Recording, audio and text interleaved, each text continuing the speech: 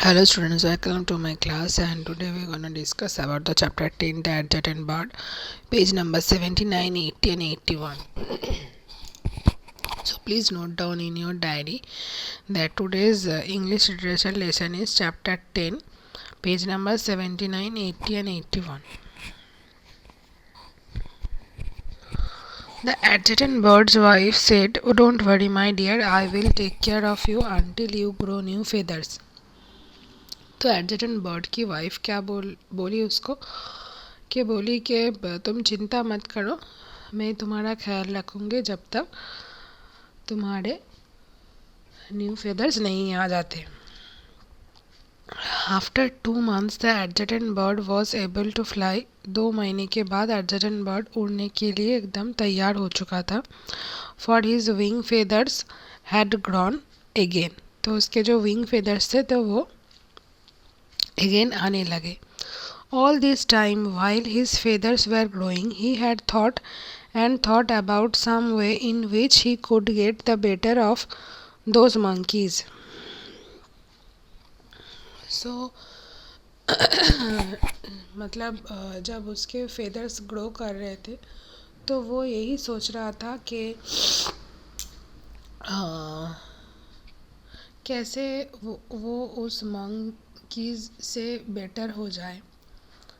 His feelings had been very much hurt. तो उसके जो फीलिंग्स थे तो वो बहुत ही मतलब उसको दुख लगा था। And he wanted to make quite sure that the monkeys would never do such a thing again.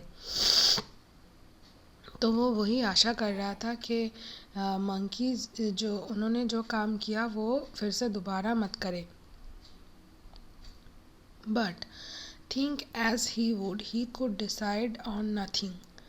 तो वो सोच रहा था पर वो कुछ डिसाइड नहीं कर पा रहा था। Then one day when he was walking about near the river he met Bobok the tortoise.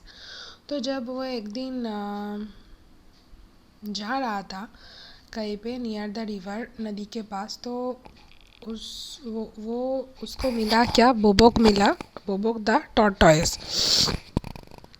He told Bobok how those horrible monkeys had stolen all his feathers and how his feelings had been hurt because they had laughed at him and he had not been able to fly for 2 months.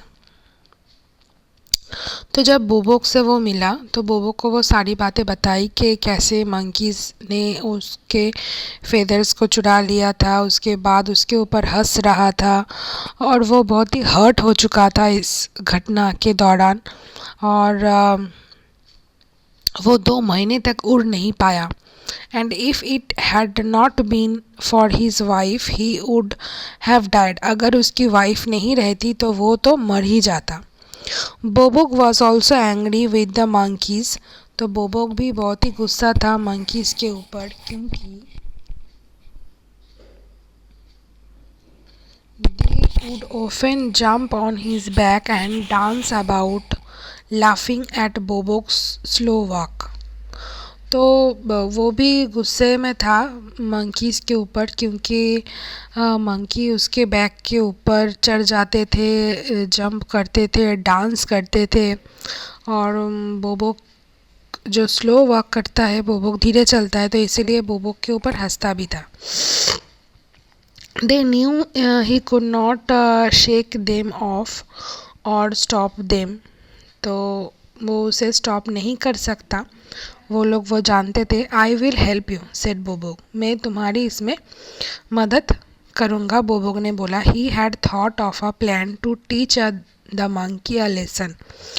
तो उसने एक idea मतलब निकाला कि कैसे उन लोगों को एक अच्छी मतलब उसको एक सही मतलब शिक्षा उनको दे सके।